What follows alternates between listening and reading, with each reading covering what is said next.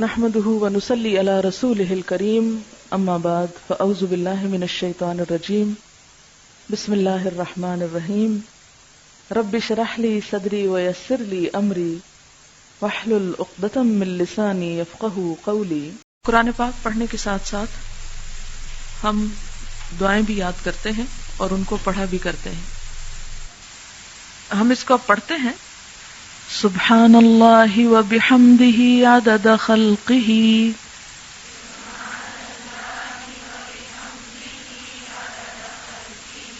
ورضا نفسہ وزنۃ عرشہ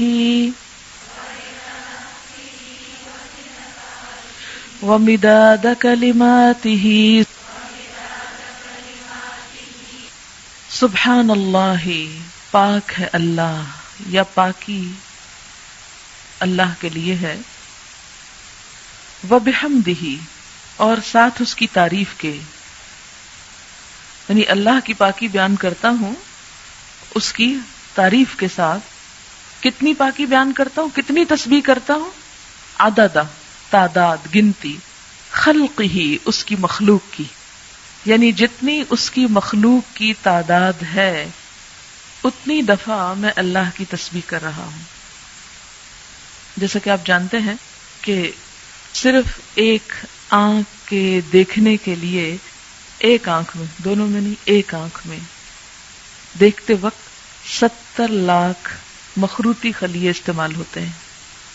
تو یہ ہر ایک کا ایک انڈیویجول وجود ہے نا، ایک الگ تخلیق ہے نا اللہ کی، یہ عدد خلقی ہی ہو گیا۔ پھر اسی طرح ستاروں کی تعداد کے بارے میں کہ اگر ہر ایک کا صرف ایک فرضی نام رکھ لیا جائے جیسے ABC، تو جتنے ستارے آسمانوں میں موجود ہیں ان کو گننے کے لیے 300 کھرب سال چاہیے۔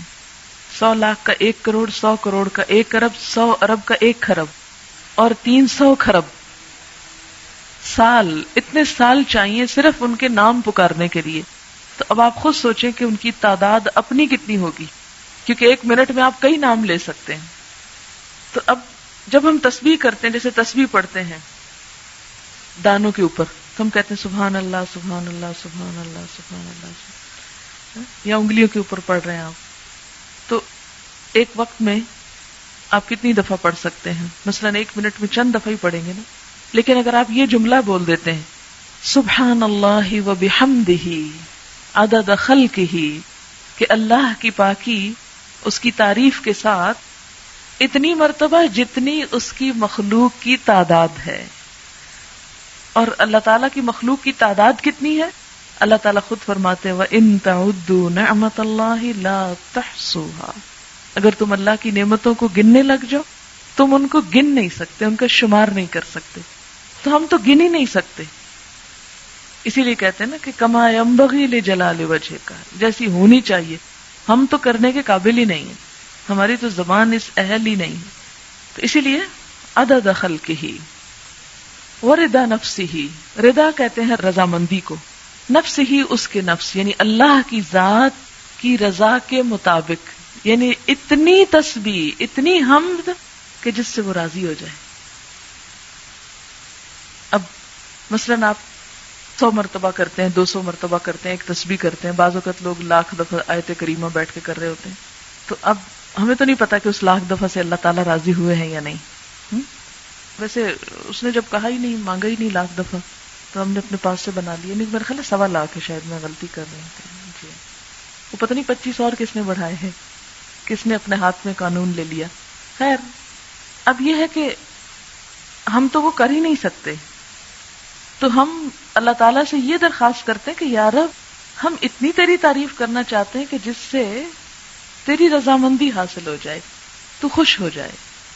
وزنۃ عرشہ، اور اس کے عرش کے وزن کے مطابق، وزنۃ عرشہ، اس کے عرش کا وزن کتنا ہے؟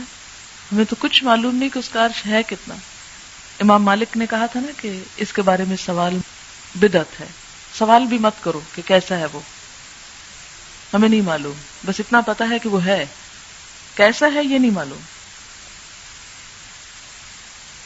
تو جیسا بھی وہ ہے وہ اس کو معلوم ہے، لیکن وہ چونکہ بہت بڑی چیز ہے. وسع کرسیہ السماوات والارض، تو وہ جتنا بھی ہے اس کے برابر. ومداد کلماتہ، اور اس کے کلمات کی لکھنے میں جتنی سیاہی درکار ہے. مداد کلماتی، اچھا وہ کتنی درکار ہے؟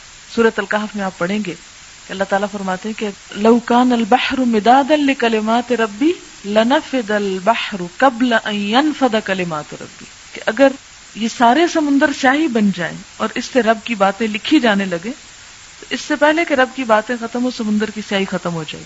ایک اور جگہ آتا ہے کہ 7 سمندر اور بھی آپ ڈال لیں اور اس کو سیاہی بنا لیں اور لکھنا شروع کر دیں تو رب کی باتیں ختم نہیں ہو سکتی. تو پھر اس کے لیے کتنی سیاہی چاہیے ہوگی، ہم تو اس کے بارے میں امیجن بھی نہیں کر سکتے. فرمایا جتنی چاہیے وہ مداد کلمات، کہ اس کے کلمات جتنے ہیں ان کو لکھنے کے لیے جتنا وہ مٹیریل چاہیے اس سب کے برابر. سبحان اللہ وبحمدہ عدد خلقہ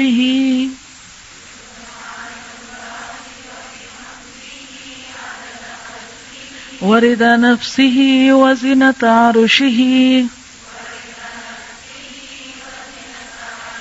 ومداد کلماتہ.